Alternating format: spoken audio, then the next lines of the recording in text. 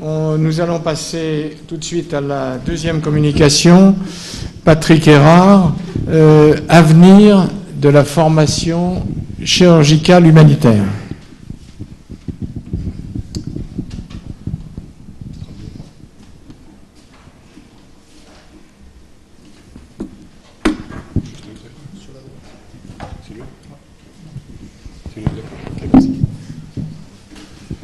Monsieur le Président, chers collègues, merci d'abord beaucoup de m'avoir invité. Je pense que c'est une occasion assez extraordinaire pour MSF de montrer un petit peu ce qu'on fait. On m'avait demandé de présenter un peu l'activité de MSF. Et en fait, quand on avait discuté sur ce qu'on pouvait faire, j'aurais dit, mais le gros problème qu'on va rencontrer, c'est exactement la conclusion de la présentation précédente. Donc, ce que je voudrais vous expliquer, c'est un petit peu, enfin, vous présenter, c'est d'une part, quels sont les besoins en chirurgie humanitaire. À travers l'activité, on va très bien voir quel type de chirurgie on doit voir, quelle a été notre évolution technique à MSF. Maintenant, quelles sont les disparités et l'insuffisance des formations existantes pour les chirurgiens qui partent sur le terrain. Et enfin, une proposition de ce qu'on pourrait faire. Je rebondis également sur ce qui avait été dit avant. C'est vrai que la chirurgie est une priorité sanitaire pour l'OMS. La disparité est énorme, hein. 30% du monde bénéficie des 3/4 des interventions. Il y a 2 à 3 milliards d'hommes sur la Terre qui n'ont pas accès à la chirurgie. La chirurgie, contrairement à ce qu'on peut croire, peut avoir un excellent rapport coût-efficacité. Et par ses infrastructures, la logistique, les ressources humaines, la chirurgie agit comme un important levier sur tout le reste de la chaîne globale des systèmes de santé. Il y a une étude que j'ai juste reprise comme ça qui montrait qu'en Sierra Leone, c'était dans le Lancet de 2012, que 25% des décès survenus au cours de l'année dans le pays auraient pu être évités par la chirurgie. C'est la traumato qui représente la plus grande proportion des problèmes chirurgicaux en Afrique, bien devant toutes les complications obstétricales, cancer, malformations. Les accidents, on l'a dit avant, mais tuent plus que le VIH, la tuberculose et la malaria réunis chez les enfants de plus de 5 ans. C'était une publication dans PLOS. Voilà l'activité de MSF sur ces 8 dernières années. Donc on a à peu près 200 000 interventions. Vous pouvez le voir, c'est avec une croissance assez importante sur ces 8 dernières années. On passe grosso modo de 20 000 à plus de 30 000 interventions par an. Il y en a 6 qui sont dans un environnement stable, 16 en instable, 10 sur des conflits armés, 3 en post-conflit et 3 sur des catastrophes naturelles. Où ça se passe tout ça? Vous l'avez ici, au Congo RDC. En Syrie, nous avons deux missions. Là, on en a fermé une très récemment, pour des raisons de sécurité que vous connaissez, que vous imaginez bien. Le Sud-Soudan, le Nigeria, le Yémen, on en a 2 également, une au nord et une au sud. Ça équilibre les choses. Gaza, Centrafrique, actuellement on a 2 en Centrafrique aussi, une à Pawa et une à Bangui, Congo-Brazzaville, Sri Lanka, Pakistan, Mali, Afghanistan, Arménie et Philippines qu'on est en train de fermer. En niveau 3, c'est l'évolution un petit peu que je vous montrerai aussi à un moment donné, orthopédie maxillofaciale, plastique et sur les fistules. C'était à Haïti, en Jordanie pour les patients irakiens à Amman et au Nigeria. L'activité globale que je vous ai montrée, que je détaillerai un petit peu après, elle est un peu biaisée par nos priorités. Il est bien évident qu'on va s'occuper de cette fracture ouverte de jambe, cette plaie par balle. Par contre, on ne va pas toucher à ce goitre qui, fonctionnellement, ne présente aucune gêne. De la même façon, on ne va pas opérer les hernies simples, qui sont en plus culturellement quelque chose d'important. Je crois que quelqu'un va dire tout à l'heure que va parler de cette culture de la hernie ombilicale chez l'enfant. On ne s'occupe pas des pathologies urinaires, prostate, etc. On ne s'occupe pas des thyroïdes, des pathologies ophtalmiques comme la cataracte, des malformations congénitales, l'hydrocéphalie, cancer. Donc notre activité est un petit peu biaisée par ça. Si on revient donc à quelque chose de plus global et si on revient à ce qui avait été publié sur la répartition des DALI liés aux pathologies chirurgicales, c'est essentiellement sur une quinzaine de pays africains, on est grosso modo sur les mêmes chiffres, sauf que pour eux les complications obstétricales étaient un peu ailleurs dans leurs chiffres que les nôtres. Effectivement, nos priorités, c'est l'accès direct aux victimes de conflits, de violences, de catastrophes naturelles. Là, j'enfonce une porte ouverte. Pardon, je fais marche arrière. Avec certaines limites de 3 types. Structurelles, bien sûr, avec la sécurité en particulier. C'est pour ça qu'on a fermé une de nos missions au nord de la Syrie récemment. Le financement, bien sûr, la limitation des accès aux soins pour les patients, la résistance des autorités, dans beaucoup de cas, des difficultés médicales, des présentations très tardives des patients, des lésions souvent aggravées par la médecine traditionnelle, et souvent on est obligé de composer avec ça, des difficultés logistiques de réhabilitation, je montrerai quelques diapos après, et après le recrutement des chirurgiens. Et ça va être l'essentiel de la fin de mon exposé, c'est l'hyperspécialisation de tous les chirurgiens qui sortent actuellement de nos universités, et l'absence d'entraînement spécifique et les grandes difficultés, je dis bien très grandes difficultés, qu'ont les premières missions à passer de leur pratique civile aux spécificités de la chirurgie de terrain, en particulier la chirurgie de guerre. Voilà quelques exemples de patients que j'ai pu rencontrer au cours de mes missions. Voilà, quand on arrive avec ça sur une première mission, on a froid dans le dos. Il y a des choses, bon, je suis orthopédiste, ça va, la plaie, des tendons, des nerfs, je vais me dépatouiller avec. La grande brûlure, j'ai fait de la plastique, mais pour régler ça, ça ne va pas être si facile que ça. Les séquelles de lèpre à gauche, ou ces ascaris là, voilà, c'est la première mission, elle est chaude. Voilà, le type à gauche, type de bloc opératoire qu'on va trouver quand on arrive sur un pays, sur une urgence, etc. Donc il faut complètement réhabiliter, comme on l'a montré tout à l'heure avec ce bac pour se laver les mains. Ces lésions tardives, ça c'est une femme en bas à gauche que j'ai vue qui venait à la consultation pour demander ce qu'on pouvait lui faire. C'est une fracture qui datait de 3-4 ans. Elle a le fémur dehors, elle se promène. Voilà. Bon, même pour un ortho, c'est pas évident, hein. Pas ce que dira Pouiken, mais... Voilà, donc nos types d'intervention, j'ai repris les chiffres de 2013. Donc on est grosso modo dans les chiffres, mais quel profil va devoir avoir le chirurgien qui va partir en mission avec nous? Vous voyez qu'on a 177 chirurgiens volontaires qui sont partis sur l'année 2013. Tout ça pour faire face à quoi? Le plus gros pourcentage de notre activité, c'est des brûlés. Or actuellement, les brûlés, nos chirurgiens, quand ils sortent de la fac, c'est les plasticiens qui font ça. S'ils ne sont pas partis dans un centre de brûlés, ils ne savent pas traiter une brûlure. Après, ça va être la traumato. Sur toute mission, on a grosso modo 14% d'obstétrique, c'est de la césarienne, c'est de l'hystérectomie pour hémostase, c'est de la rupture utérine, c'est des choses comme ça, c'est des fœtus morts qu'il faut extraire. C'est vrai qu'on évolue vers un professionnalisme et que dans certaines missions, on va avoir le pôle, le duo chir-ortho, chir-viscéral, mais c'est quand même relativement rare, c'est que sur les niveaux 3, c'était l'exemple de Haïti que je vais vous montrer après.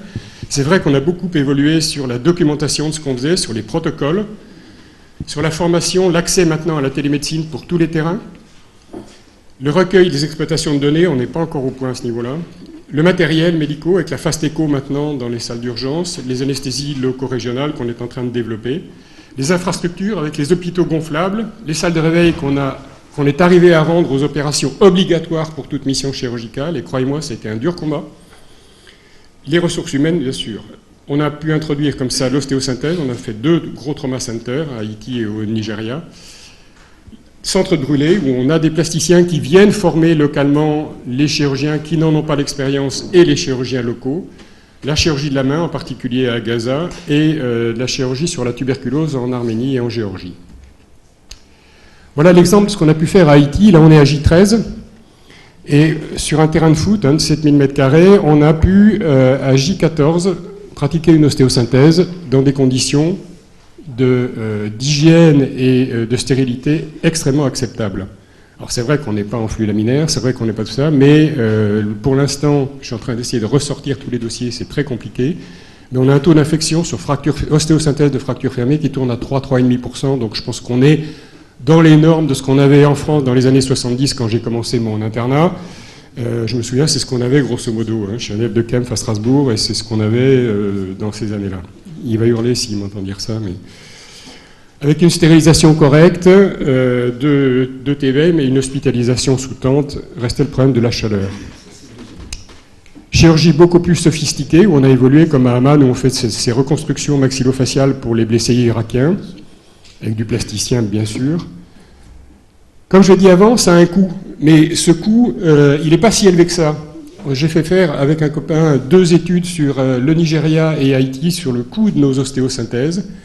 Alors c'est des gens qui sont passionnés de Dali. Le Dali, c'est un truc qui est très pénible à manipuler, j'ai horreur de ça.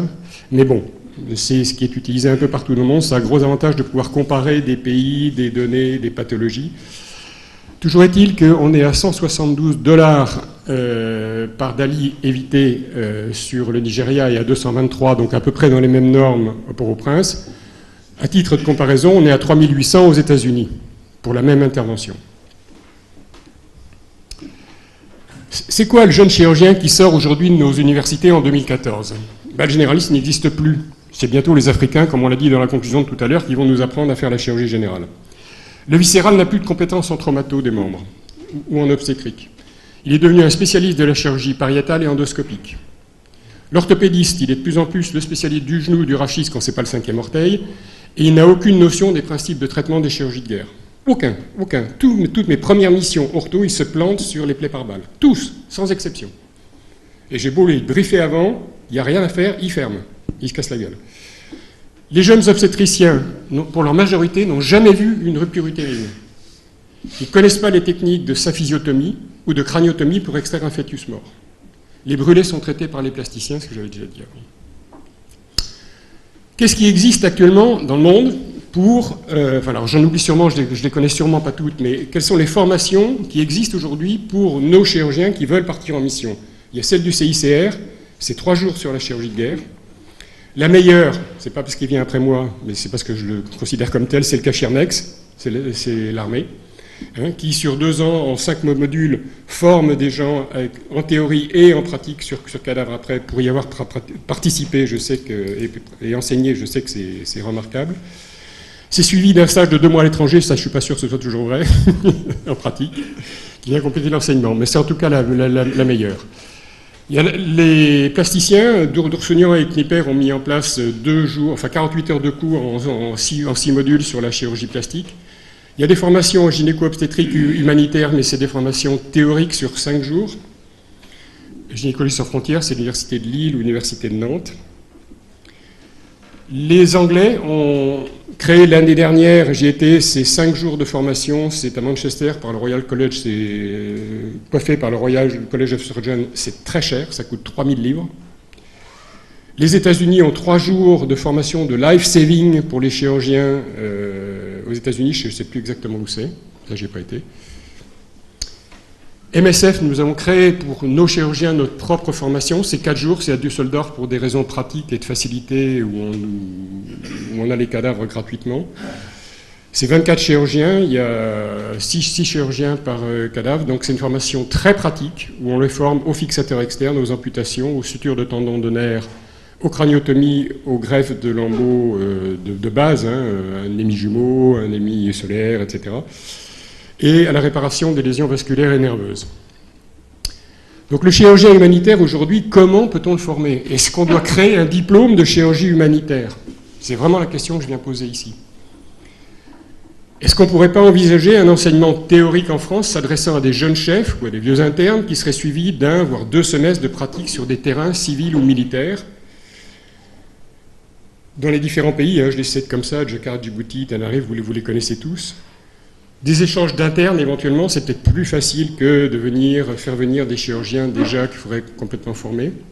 Nous, MSF, on est en train d'étudier une formation pratique de 10 à 15 jours sur un terrain qui serait sécurisé dans un pays africain stable, où tous nos volontaires passeraient obligatoirement avant leur première mission, un peu comme fait le CICR.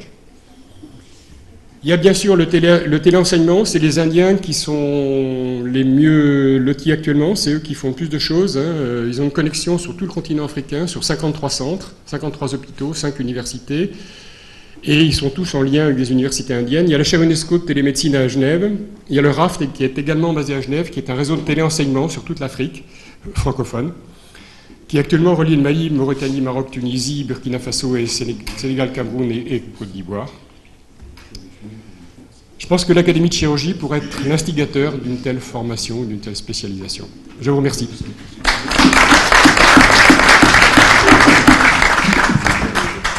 Merci. Un commentaire de Pascal Glaise, de Colmar. Chers confrères, chers amis, merci de m'inviter et merci Philippe pour cette invitation. C'est un grand plaisir, mais surtout un grand honneur Je pense que j'apporterai peu à ce qui vient d'être dit, puisque l'essentiel a été dit. Je voudrais juste rebondir sur une vision d'interprétation de ce qui s'est dit. L'acte chirurgical est l'acte fondateur, emblématique du soin. Le soin, c'est cette espèce de chose qui est née il y a 8 millions d'années avant qu'on ait un cortex, lorsque ce qui allait devenir l'être humain a compris qu'en faisant du bien à l'autre, à ses enfants, à ses proches, il allait assurer la survie de cette humanité, de sa famille, du clan et des sociétés. C'est l'élément fondateur de tout ce qui fait nos vies de tous les jours. Alors, à partir de là, la pulsion de soin, ce parent de care des anglo-saxons, s'adresse à tous, puisqu'on est censé soigner tous comme un proche, puisque nous sommes censés être tous des proches. Toute la difficulté est la définition de la chirurgie humanitaire. La chirurgie humanitaire, on vient d'en parler. Où est-ce qu'elle commence, où est-ce qu'elle s'arrête? On a tous nos clichés, l'Occident juge beaucoup. Je pense que, bien évidemment, au-delà de ce jugement de chirurgie humanitaire, c'est le jugement de ce que nous, on est capable de faire. Alors, si on en revient à la pulsion de soins, on a le technicien, celui qui applique des techniques, ce sont ces jeunes qu'on sort de plus en plus des universités. Celui-là n'est pas digne d'être chirurgien, puisqu'on ne lui demande pas ça. Et puis il y a celui qui applique les règles de l'art. Ça veut dire qu'il est capable en tant qu'homme de faire de la création pour réaliser son acte chirurgical. C'est ce que nous faisons tous au mieux tous les jours. La définition de l'humanitaire ne vient peut-être pas nécessairement des gens que l'on soigne, mais de la capacité qu'a le chirurgien à monter d'un cran et à donner de lui-même plus que la technique, plus que l'art, mais faire au mieux de son mieux, s'engager, en souffrir, à mon avis, souvent, pour cet acte fondateur qui est la pulsion de soins. Partant de là, la chirurgie humanitaire, c'est l'emblème même de ce qu'un praticien délégué à soigner les autres doit pouvoir faire pour être lui-même et pour s'aboutir lui-même. Donc lorsque je vois qu'on discute de la possibilité d'un diplôme ou d'une formation complémentaire, c'est pas une formation complémentaire. De la même manière que si tous nos citoyens passaient 3 mois en ONG avant de rentrer en fac, le monde serait peut-être un peu meilleur et nos petits jeunes brûleraient moins les crèches chez nous. Si tous nos chirurgiens faisaient, ou tous les ans, ou en début, ou un diplôme, mais sûrement pas un diplôme ou un module complémentaire pour ceux qui sont sensibles, quelque chose de base et d'élémentaire, on aurait une autre vision de nos hyperdisciplines. Et puis personnellement, je n'ai pas fait de chirurgie humanitaire, mais le peu que j'ai fait en Guadeloupe, c'était peut-être un peu plus difficile que mon quotidien, mais c'est là où j'ai eu le sentiment de servir à quelque chose, d'apporter vraiment une valeur ajoutée qui me manque régulièrement. Donc je pense qu'on est en train de discuter des fondamentaux même de l'acte chirurgical, bien au-delà de cette discipline, et je pense également que l'Académie de chirurgie, en tant que fondatrice de ce qui codifie nos exercices, doit préserver à tout prix cette pulsion de soins. Je suis désolé, j'étais un peu long, je vous remercie. Merci à Glaise et à Patrick Errard d'avoir soulevé ce problème qui au départ n'était pas évident, mais celui qui est majeur de la formation en chirurgie générale. Et grâce à votre intervention, on s'aperçoit de la carence actuelle dans ce domaine. Donc toutes les possibilités évoquées sont bonnes. J'aimerais, avant de donner la parole, j'aimerais que le président actuel de Chirurgie Solidaire, Jean-Luc Mouly, nous fasse un commentaire en réponse à Patrick Errard et évoque les possibilités de formation dans lesquelles notre association est impliquée. Alors oui, je peux faire un petit commentaire si vous voulez. 2 choses. Ce problème des jeunes chirurgiens non formés pour nos missions est un problème très inquiétant pour l'avenir, c'est vrai. Le deuxième problème qui est à peu près identique au premier, c'est qu'on a du mal à rajeunir les chirurgiens pour partir en mission. Alors on a pris la décision à partir de cette année, d'une part de créer un diplôme social, éthique et humanitaire sur Paris 5, où on va essayer de motiver les jeunes sur ces problèmes humanitaires. Alors ça va être une formation théorique, et sur le plan pratique, à chirurgie humanitaire, on va essayer maintenant, à partir de la rentrée, de faire un accompagnement au cours de nos missions. C'est-à-dire que toute mission qui partira avec 3 seniors, je dirais, chirurgien, anesthésiste et infirmier de bloc opératoire, aura avec lui un jeune qui viendra se former avec eux au cours de cette mission, qui viendra apprendre ce que c'est qu'une mission et voir un petit peu la chirurgie qu'on y fait. Je ne sais pas si on arrivera, mais voilà un petit peu les mesures qu'on a prises pour ça. Merci Jean-Luc. Une question de Jacques Beaulieu. Oui, une question, peut-être une réflexion. J'ai entendu les 2 exposés. J'ai une expérience qui est différente de la vôtre, mais qui a le mérite de dater de 20 ans quand même. 20 ans d'expérience sur le terrain, et j'ai abouti aux mêmes réflexions, vous. Avant tout, ne pas se substituer. Ça, c'est fondamental. Alors, nous avons vécu une période extraordinaire parce que nous avons fait le service militaire, et pendant 1 an, voire 2 ans pour moi, nous étions dans une chirurgie de coopération sur le terrain. Ça, c'est perdu, c'est fini. Deuxièmement, deuxième avantage que nous avons pour la plupart eu, c'est qu'on a tous fait de la chirurgie, et moi j'étais 13 ans chirurgien de garde à Édouard Herriot, sans échographie et sans scanner. Chose qu'ils ne savent plus faire, puisque maintenant, la base de l'examen, c'est le scanner sur un ventre abdominal aigu. On était récemment sur une séance sur l'appendicite, on a pu voir ça de près. Donc il faut repartir à zéro, et moi je pense que ça va être très difficile. Je suis encore au contact des jeunes internes et chefs de clinique. Ils ont vraiment des soucis professionnels qui les éloignent complètement des soucis africains ou d'Asie du Sud-Est, ou d'ailleurs. Et donc là, je n'ai pas la solution. En tout cas, en 20 ans, j'ai pratiquement jamais pu amener d'internes en chirurgie au Cambodge. Et pourtant, nous avons échangé quelques internes de Lyon, mais c'est très difficile. En tout cas, il n'y a aucun support de nos universités, encore moins de nos hôpitaux, parce que s'ils perdent 1 an ou 2 ans dans leur cursus, après, ils sont décalés par rapport au choix, ils sont décalés par rapport à l'obtention d'un poste d'assistant chef de clinique dans un très bon service, et ils ne veulent surtout pas perdre cette période. Donc, je n'ai pas la solution sur les jeunes. La solution, à mon avis, elle n'est pas sur les jeunes, contrairement à ce que je crois vous pensez. Merci. Oui, Patrick Erard, un mot pour conclure. C'est pas vraiment ce que je pense, mais le problème, c'est que on n'en aura plus. 80% de mes 177 qui sont partis l'année dernière, ils sont comme nous ici, hein, ils ont des cheveux blancs. Voilà. Donc, moi, ce que je veux, c'est que les jeunes cheveux blancs, ceux qui vont en avoir bientôt, là, viennent. Mais cela, le problème, c'est que moi, quand j'ai commencé mon internat, mon patron, à l'époque, il m'a dit « Tu veux être ortho ? D'accord, tu vas faire 1 an et demi de viscéral et 6 mois de vasculaire et tu reviens chez moi. » Mais c'est fini, ça. Ça n'existe plus, ça. Donc même celui qui a 50 ans aujourd'hui, c'est terminé. Moi, j'ai commencé mon internat en 71, en 80, c'était fini, ça. Donc même ceux qui ont 50 ans aujourd'hui, ils sont spécialisés. Ils sont spécialistes du 5e orteil. On les envoie sur une mission, ils sont perdus, ils ne savent pas faire une césarienne, ils ne savent pas traiter un brûlé. Donc c'est cela qu'il faut aller piocher. Oui, dernière question. Oui, Bertrand Charrier, je ne suis pas chirurgien, je suis de l'Agence française de développement, en charge de l'innovation technologique et des relations avec les centres de recherche. Et aussi membre de l'association Handicap Santé, dont la présidente est ici pour intervenir aussi. Donc on intervient au Tchad depuis 25 ans, 30 ans maintenant. Et je pense qu'il y a peut-être une clarification à faire entre l'humanitaire et le développement. Ce que fait Chirurgie Solidaire, c'est du développement, c'est du soutien au développement, donc en s'appuyant sur les capacités locales. Mais ça, sans frontières, vous intervenez avec vos médecins, avec vos hôpitaux, donc vous êtes dans un autre type d'intervention. Je crois que c'est très important de faire cette différence. À l'Agence française de développement, on travaille beaucoup sur la transition entre l'humanitaire et le développement pour que les infrastructures ou les compétences délivrées par les humanitaires servent au développement. Mais il faut vraiment faire cette différence et il faut s'appuyer effectivement, et c'est là peut-être, en plus de former des humanitaires, en tout cas aux pratiques chirurgicales et anesthésie et médicales adaptées, c'est trouver sur place des gens compétents. Former un infirmier à des actes chirurgicaux, nous, à Handicap Santé, on n'y arrive pas. Nos chirurgiens refusent. Ils disent on ne va pas y arriver, c'est trop une dégradation dans l'acte médical.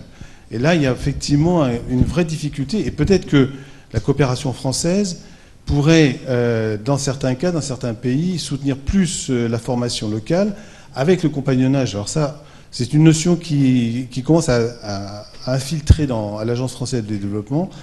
L'accompagnement, le compagnonnage, ce sont des choses vraiment essentielles à développer. Et là, on manque peut-être aussi pas de projet pilote, ça on refuse, mais de politique globale autour de ces questions-là. Mais former les gens locaux, c'est très important.